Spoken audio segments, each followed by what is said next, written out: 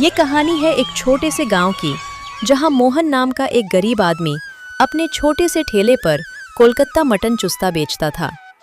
Mohan mutton चुस्ता तो बहुत ही स्वादिष्ट बनाता था, लेकिन उसकी मटन चुस्ता खाने बहुत ही कम लोग आते थे। क्या मोहन कब तक यही चुस्ता बेचेगा? मैं तो कहता हूं किसी होटल में जाकर कोलकाता मटन चुस्ता बना। इतनी स्वादिष्ट कोलकाता मटन चुस्ता बनाता है, कोई ना कोई तो तुझे काम दे ही देगा। नहीं चाचा, ये गांव छोड़कर मैं कैसे जा सकता हूँ? मुझे तो शहर के बारे में कुछ पता भी नहीं है। अच्छा ठीक है, तुम्हारी मर्जी। अब मुझे एक प्लेट कोलकाता मटन चुस्ता दे दो। तभी मोहन उसे कोलकाता मटन चुस्ता दे देता है और वह कोलकाता मटन चुस्ता खाकर चला जाता है। मोहन भी शाम तक इंतजार करता है, लेकिन उसके यहाँ कोई कोलकाता मटन चुस्ता खाने नहीं आता। फिर वो घर चला जाता है। क्या हुआ? आज भी आपका धंधा अच्छे से नहीं हुआ क्या? हाँ, अब क्या करूं? कोलकाता मटन चुस्ता तो बड़े प्यार से बनाता हूँ, सस्ता भी देता हूँ, फिर भी कोई खाने नहीं आता। अब कल देखते हैं, गांव में मेला लगा है, शायद कल मेरे यहाँ कोलकाता मटन चुस्ता खाने कोई आ जाए।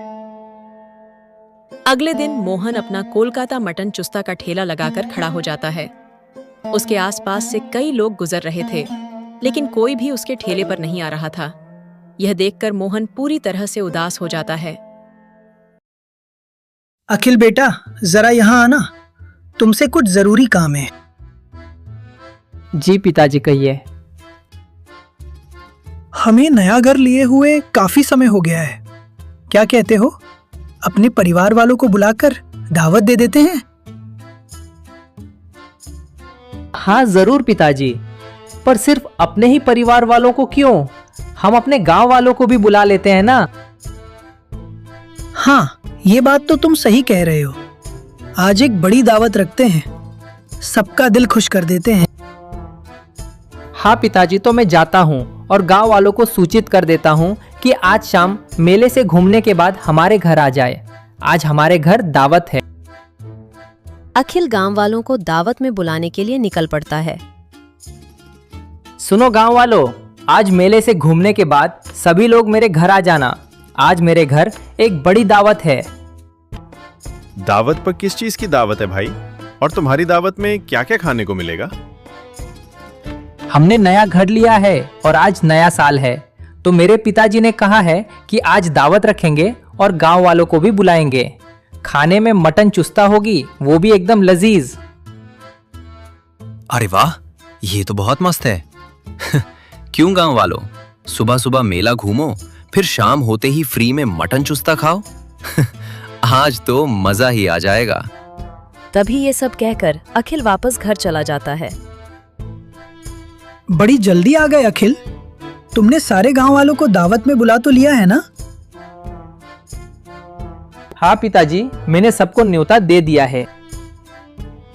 और खाना बनाने के लिए बावर्ची को बुलाना पड़ेगा बेटा अब।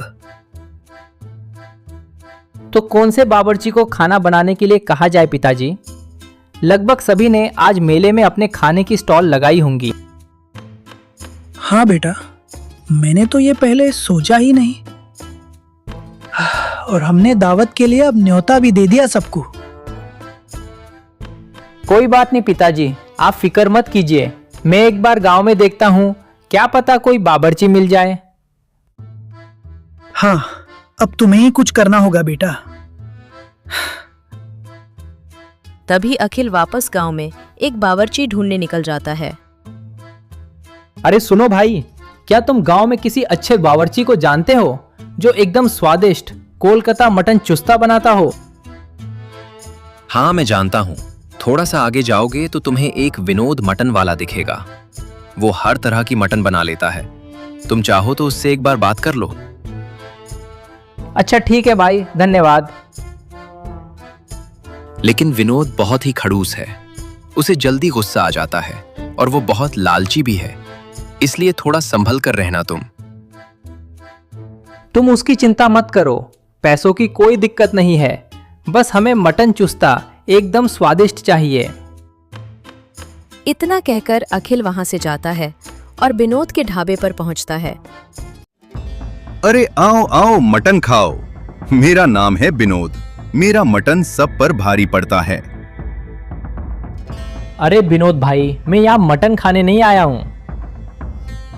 अच्छा फिर क्या, मेरा सिर खाने आया है? चल भाग यहाँ से, धंधे का टाइम है अभी। तुम लोग भीख मांगने आ जाते हो। गांव वाले सही कहते हैं, तुम एकदम खड़ूस और गुस्से वाले हो। वैसे मैं तुम्हें अपने घर मटन बनाने के लिए कहने आया हूँ, अगर तुम चाहो तो।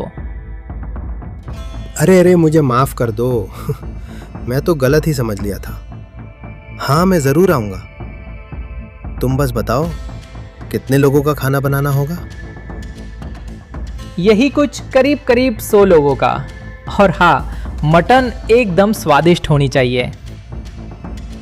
मेरे मटन से अच्छा मटन पूरे गांव में कोई नहीं बनाता। बस मैं थोड़े पैसे ज्यादा लेता हूँ। तुम बताओ, तुम कितने पैसे लेते हो? मैं उसी हिसाब से तुम्हें पैसे दे दूंगा। 20,000 रुपए दे देना। और हाँ, सामान के पैसे अलग से लगेंगे। ये तो कुछ ज्यादा ही महंगा हो गया विनोद भाई। अब तुम्हें होटल स्टाइल एकदम दिल दहला देने वाला मटन खाना है तो देना तो पड़ेगा। अच्छा, तो मैं एक बार घर पर अपने पिताजी से बात करके तुम्हें बताता हूँ। इतना कहकर अखिल वहां से निकल पड़ता है और दूसरी तरफ वही चाचा एक बार फिर मोहन के ठेले पर जाते हैं। क्या हुआ? आज तो तुम्हारा धंधा अच्छे से गया होगा। इतने लोग मेले में आ रहे हैं। हाँ, मैंने भी यही सोचा था कि गांव में मेला लगा है, आज तो मेरा धंधा अच्छे से चलेगा। लेकिन सुबह से एक मक्खी तक मेरे ठेले पर नहीं आई। अच्छा तो तुम यही रुको। आज गांव में दावत है, मैं वहां बात करता हूँ। अगर उन्हें बावर्ची चाहिए होगा तो उसे तुम्हारे पास भेज दूंगा, बाकी तुम देख लेना। अच्छा ठीक है, मैं यहीं इंतजार करता हूँ।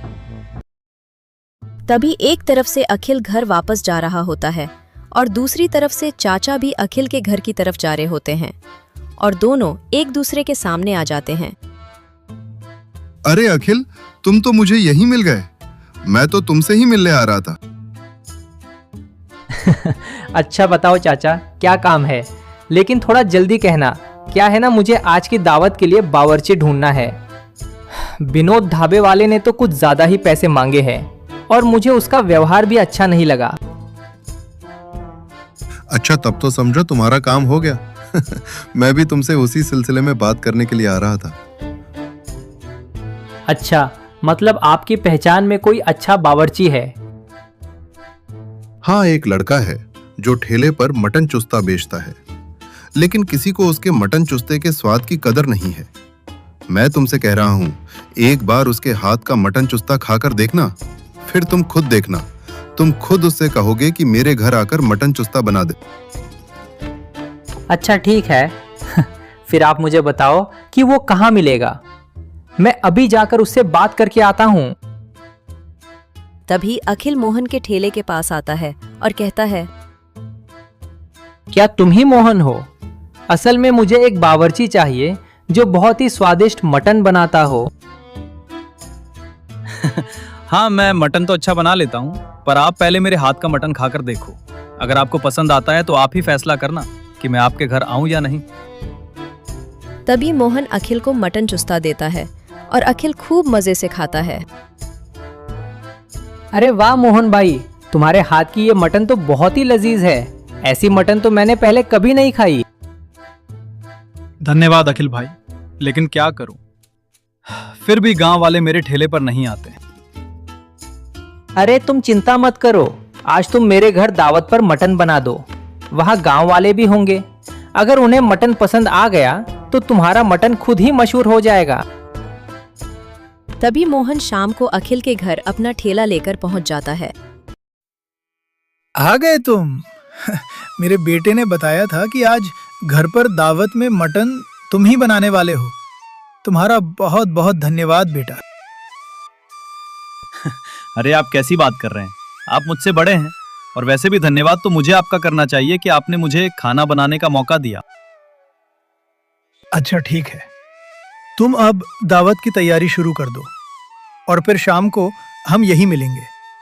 तब हम तुम्हारी पेमेंट की बात कर लेंगे। तभी मोहन ने दावत की सारी तैयारी की और दावत में आए लोग खूब मजे से मटन का आनंद लेने लगे। मोहन, आज तुम्हारे मटन ने मेरा दिल खुश कर दिया और साथ ही सब लोग बस तुम्हारे ही मटन की बातें कर रहे थे। लोगों को तुम्हारे हाथों से बना मटन बहुत पसंद आया।